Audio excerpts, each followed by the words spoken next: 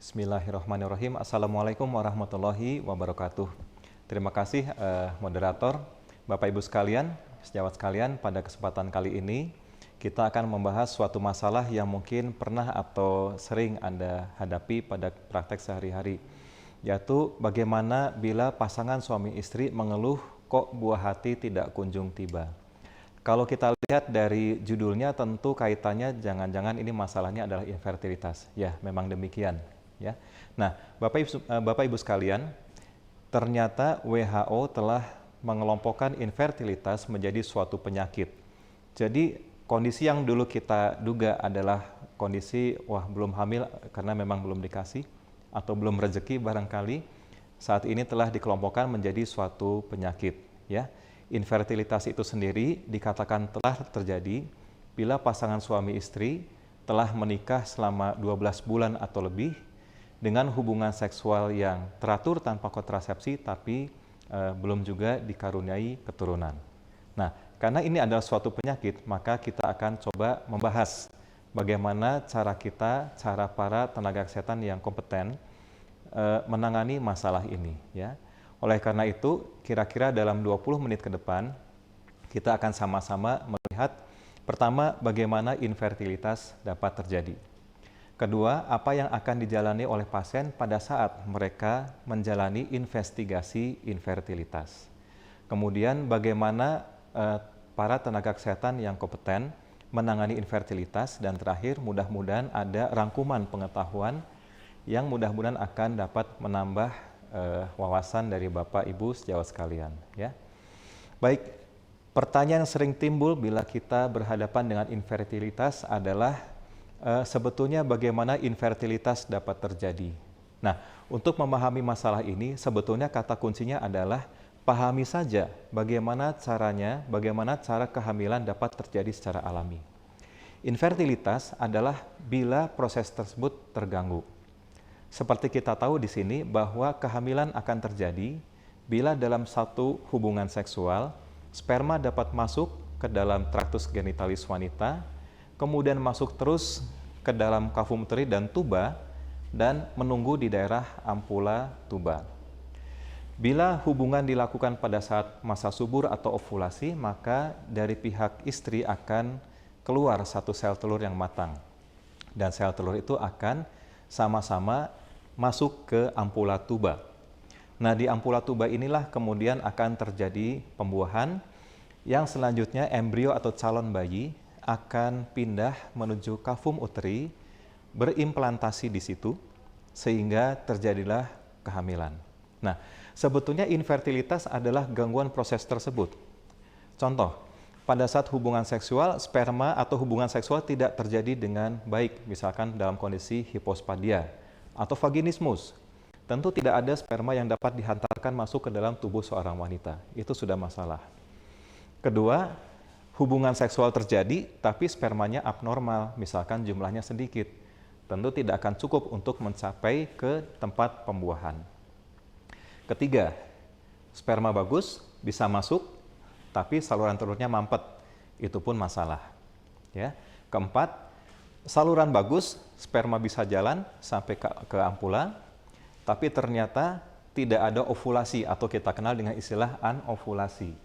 Itu pun menjadi suatu problem, ya. Dan terakhir, bila fertilisasi terjadi, tapi uterusnya ada masalah, misalkan ada polip atau ada miom, itu pun bisa berpotensi mengganggu potensi fertilitas seorang wanita. Oleh karena itu, untuk mempermudah, etiologi infertilitas sebetulnya tidak jauh dari proses itu saja sebetulnya, ya. Dan kami akan coba mempermudah dengan mengkelompokkan menjadi faktor ovarium, artinya gangguan dari segi ovarium, gangguan fungsi tuba, gangguan uterus, dan juga gangguan sperma. Nah, ini saja sebetulnya masalah utama dalam infertilitas. Sehingga pasien dalam penanganan infertilitas atau investigasi infertilitas tidak akan jauh dari penilaian 4 aspek ini, ya. Mari kita lanjutkan. Nah, pertanyaan berikutnya adalah apa yang akan dijalani oleh pasien pada saat mereka datang sebagai suami istri untuk investigasi masalah infertilitas. Keluhan yang sering dikemukakan oleh pasien adalah kalau periksa masalah kesuburan sukanya harusnya datangnya bolak-balik, nggak jelas mau diapain, ya, biayanya mahal, pemeriksaannya banyak. Sejawat sekalian, sebetulnya hal tersebut bisa dihindari dengan cara memilih waktu pemeriksaan yang tepat dan juga memilih jenis pemeriksaan yang betul-betul dibutuhkan saja. Kata kuncinya di sini untuk pihak wanita, gunakan hari-hari tertentu pada siklus menstruasi untuk melakukan beberapa pemeriksaan terpilih. Pemeriksaan yang nggak terpilih sudah tidak usah dulu saja, ya. Nah, akan sangat ideal bila pasien atau istri, tentu dengan diantar suami, itu datang pada hari kedua atau ketiga siklus, jadi pada saat menstruasi. Loh, apa yang akan dilakukan di situ? Ternyata di situ adalah suatu saat yang tepat untuk melakukan pemeriksaan USG awal transvaginal, pemeriksaan hormon kesuburan, dan juga menjadwalkan untuk pemeriksaan lanjutan. Ada istilah HSG di situ, itu singkatan dari hysterosalpingografi. Tujuannya adalah untuk mengecek apakah saluran telurnya bagus atau tidak, apakah kavum uteri atau rongga uterusnya normal atau tidak. Ya, itu dijadwalkan pada hari kedua atau ketiga siklus. Nah, kemudian pasien kita minta untuk periksa laboratorium pada hari ke-10 atau 11 siklus. Apa yang dilakukan di situ? Laksanakan rencana HSG tadi, ya, dan juga pemeriksaan analisis sperma. Timbul pertanyaan, mengapa analisis sperma tidak dilakukan pada hari kedua atau ketiga siklus saja? Jawabannya bisa bila syarat terpenuhi, tapi bila tidak terpenuhi, maka silahkan siapkan pada kunjungan berikut. Apa syarat pemeriksaan sperma? Pertama, abstinensi harus cukup, yaitu kira-kira 3-5 hari tidak melakukan hubungan seksual. Ya. Kemudian kondisi suami sehat, tidak ada penurunan status fisik, misalkan kelelahan atau demam. Ya. Nah, itu tentu membutuhkan beberapa waktu untuk persiapan. Sehingga kalau ingin sekaligus dengan periksa HSG, mengantar istri periksa HSG, suaminya periksa sperma, silakan. Ini di hari 10 atau hari ke-11 dari siklus. Biasanya hasilnya besoknya sudah jadi, artinya hari ke-11 ke-12 sudah bisa lagi ketemu dengan dokter pengelola. Apa yang akan dilakukan? Bawa semua hasil yang telah ada tadi. Hasil yang ada tadi nanti akan dibahas oleh dokter, akan dilihat masalahnya ada di mana, kemudian apa penanganannya, atau bahkan apakah perlu dirujuk ke pusat pelayanan infertilitas atau tidak. Ya. Nah, sejawat sekalian, dalam beberapa slide berikutnya kita akan bedah satu-satu apa saja pemeriksaan spesifik yang harus dilakukan atau yang akan dijalani oleh pasien dalam mencari etiologi infertilitasnya. Ya. Nah, kita mulai dari gangguan ovulasi. Ya. Gangguan ovulasi ini ternyata secara mengejutkan jumlahnya atau persentasenya tinggi. Kira-kira 40% masalah infertilitas wanita disebabkan oleh gangguan ovulasi, istilahnya adalah anovulasi. Ya. Pertanyaan berikutnya, bagaimana cara kita mengetahui seorang wanita mengalami gangguan ovulasi? Nah, sejawat sekalian, ada beberapa daftar di sini, ada beberapa kondisi di sini atau pemeriksaan yang telah kami cantumkan, tapi ada 2 yang kami beri tanda hati merah. Artinya apa nih? Pemeriksaan yang paling bermakna, baik itu hasil maupun kemampuan untuk dilaksanakan. Ya. Pertama, karakteristik siklus menstruasi. Maksudnya bagaimana?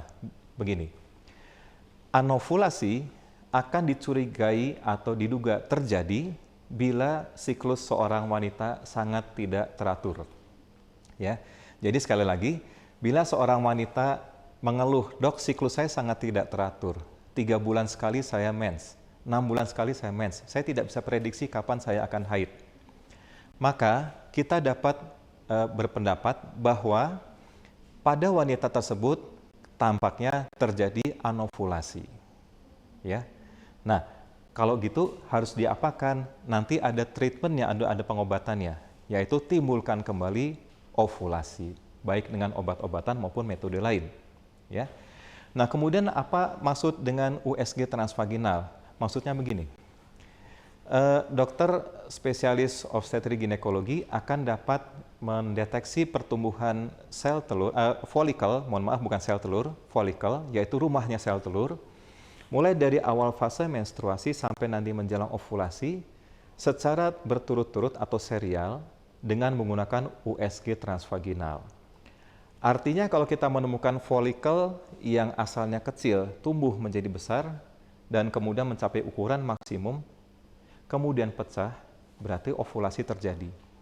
Kalau hal itu tidak ada, berarti otomatis tidak terjadi ovulasi. Ya. Nah, kemudian berikutnya adalah memeriksa cadangan ovarium. Apa maksudnya ini? Ternyata ada perbedaan mendasar antara pria dan wanita. Pada saat seorang wanita lahir, maka oleh Allah diberi modal kira-kira 1-2 juta sel telur di dalam ovarium. Dan ini tidak akan bertambah sepanjang hidupnya. Artinya cenderung malah berkurang. Ibaratnya kayak kita diberi tabungan, tabungannya diambilin tiap bulan. Ya. Nah, bila seorang wanita memiliki kondisi seperti ini yang disebutkan dalam slide ini, maka kita penting untuk memeriksa berapa banyak sel telur atau cadangan ovarium yang masih tersisa pada saat itu. Caranya bagaimana? Ada 3 pemeriksaan yang akan diusulkan oleh dokter. Ya. Pertama adalah pemeriksaan hormon, FSH dan estradiol pada hari ketiga menstruasi. Kemudian ada yang diberi tanda hati lagi di sini, yaitu hitung folikel antral, ini pakai USG, biasanya para SPOG nanti yang akan melakukan, dan pemeriksaan kadar anti-Müllerian hormon atau AMH. Ya. 2 pemeriksaan yang diberi tanda hati ini adalah pemeriksaan yang bernilai baik untuk menilai berapa banyak sel telur atau cadangan ovarium yang masih ada pada seorang wanita pada saat tertentu. Ya. Nah, kemudian patensi tuba ini juga sangat penting. Bapak Ibu sekalian, 30% masalah infertilitas wanita adalah disebabkan karena gangguan patensi tuba. Artinya mungkin tubanya tersumbat, ya. Nah, tuba yang tersumbat itu dapat dideteksi dengan beberapa cara. Yang paling klasik, yang paling terkenal sejak zaman dulu adalah HSG, singkatan dari hysterosalpingografi. Gambarnya seperti pada ini, ya. Bapak Ibu sekalian, ini gambar yang sangat menarik karena tuba yang normal adalah yang ini, ya. Ini adalah tuba yang normal. Sementara tuba yang mengalami sumbatan dan sumbatannya parah, kita sebut sebagai hidrosalping, adalah yang itu. Ini contoh kasus yang unik sekali karena satunya normal, satunya tersumbat, dan tersumbatnya parah juga nih, ya. Hidrosalping dikatakan adalah sumbatan tuba pada bagian ujung yang sifatnya terminal, artinya yang merupakan kerusakan yang ya katakanlah permanen begitu, ya. Kemudian ada lagi yang disebut sebagai laparoskopi kromopertubasi, ya. Nah, tentu hal-hal ini akan dilaksanakan pada pusat pelayanan infertilitas. Lalu uterus pun harus dievaluasi. Nah, untuk uterus sangat dianjurkan menggunakan ultrasonografi transvaginal. Tentu yang melakukan adalah para SPOG di sini, ya. Apa yang kita lakukan di sini? Biasanya kita akan kelompokkan 2 golongan penting, yaitu evaluasi endometrium dan myometrium. Apa yang dicari? Pertama, pola endometrium yang normal. Kedua, kesesuaian dengan fase, apakah fase proliferasi atau fase sekresi. Kemudian ada tidak beberapa patologi yang sering. Yang sering kita dapatkan adalah polip. Contohnya seperti ini Bapak Ibu sekalian. Nah ini, ya. Bagian tengah yang seperti bulatan putih ini namanya polip, ya. Ini uterus, bagian tengahnya adalah rongga uterus atau kavum uteri. Di tengahnya yang ada gambar putih seperti bundar itu adalah polip, ya. Kemudian contoh infeksi. Nah ini adalah contoh infeksi akibat tuberkulosis. Ya, ada bintik-bintik putih di tengah, gambaran endometrium tidak terlalu jelas.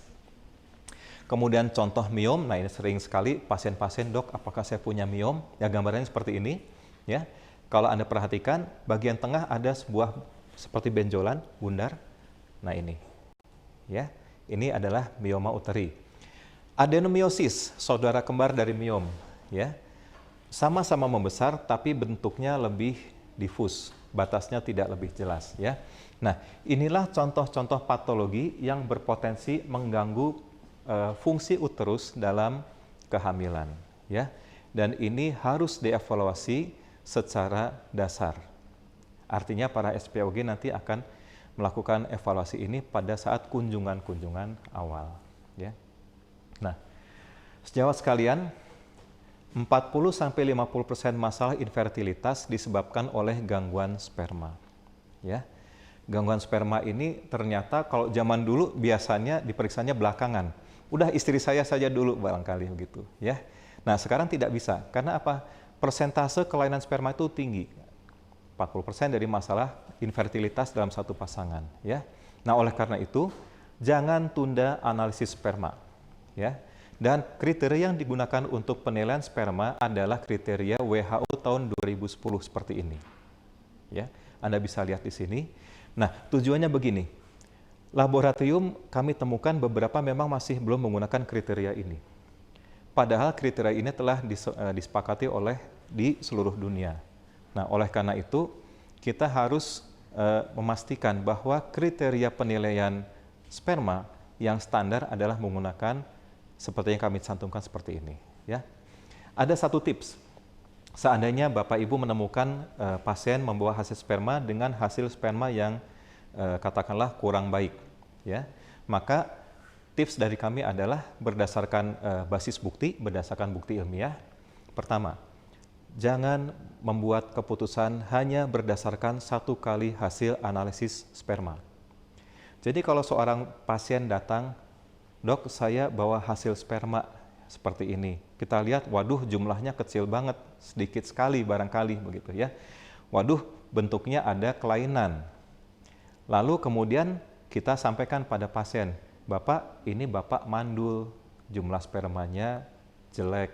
Itu jangan dilakukan seperti itu. Yang dapat Anda lakukan pada saat kita menemukan hasil analisis sperma yang tidak baik adalah satu, evaluasi adakah faktor-faktor yang dapat diperbaiki dari segi gaya hidup. Contoh rokok, ya.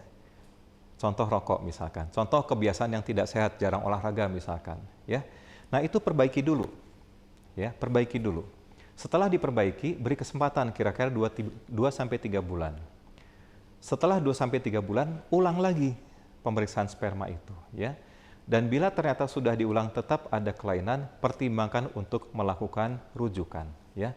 Artinya jangan kita membuat tanda kutip vonis berdasarkan satu kali pemeriksaan analisis sperma, ya. Tentu itu akan membuat mental dari pasangan suami istri sangat turun, ya.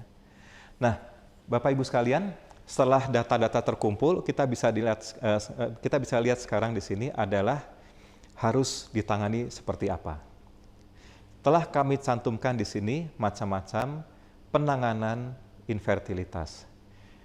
Pesan yang timbul di sini adalah, Bapak Ibu sekalian, ternyata infertilitas tidak seluruhnya harus diobati dengan obat pemicu ovulasi, Clomifen, ya. Karena banyak kita jumpai pulang dari mendapatkan pelayanan bawanya Clomifen. Ternyata penanganan infertilitas tidak seluruhnya harus dengan menggunakan obat tersebut. Banyak sekali macamnya. Dan ini tentu harus ditangani oleh tenaga yang kompeten, ya. Lalu bagaimana arahnya? Jadi kalau Anda menemukan infertilitas dan sifatnya adalah khusus, maka biasanya dibutuhkan penanganan oleh baik itu oleh SPOG atau SPOG dengan kemampuan tambahan yaitu konsultan fertilitas, ya. Nah, satu pesan juga bahwa pada seorang wanita, usia bertambah, potensi fertilitas menurun. Kenapa demikian? Karena wanita tidak membentuk lagi sel telur baru setelah ia lahir ke dunia. Pada umur berapa potensi fertilitas itu akan sangat turun, akan mulai turun? Jawabannya adalah umur 35 tahun. Kita lihat pada grafik ini, penurunan paling tajam adalah setelah umur 35 tahun, maka potensi fertilitas itu tidak akan sama dengan potensi fertilitas umur di bawah 35 tahun. Pesan di sini adalah sampaikan, misalkan kita punya saudara, punya pasien, ya, atau siapapun, bahwa usia wanita merupakan aspek penting penanganan infertilitas. Menunda penanganan sama dengan mengurangi kans untuk berhasil.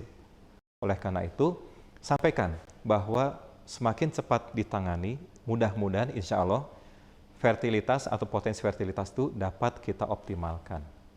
Mudah-mudahan infertilitas pun dapat kita atasi dengan baik. Ya.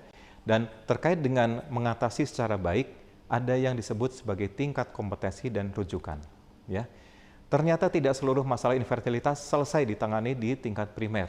Kadang kita membutuhkan tingkat sekunder, artinya rumah sakit dengan tenaga SPOG di situ, atau tersier, rumah sakit dengan tenaga konsultan fertilitas. Kondisi-kondisi yang membutuhkan rujukan telah kami cantumkan di sini. Pada prinsipnya, pada saat Anda menemukan kondisi seperti ini, dan memang sudah harus dirujuk, lakukan rujukan sesegera mungkin. Ingat, usia wanita tidak ada gantinya. Usia wanita makin bertambah, potensi fertilitas akan makin turun. Ya. Nah, sejawat sekalian, tampaknya ini adalah akhir dari presentasi saya. Pertama, ternyata dengan memahami proses terjadinya kehamilan secara alami dan gangguan terhadap proses itu akan sangat membantu mencari etiologi infertilitas.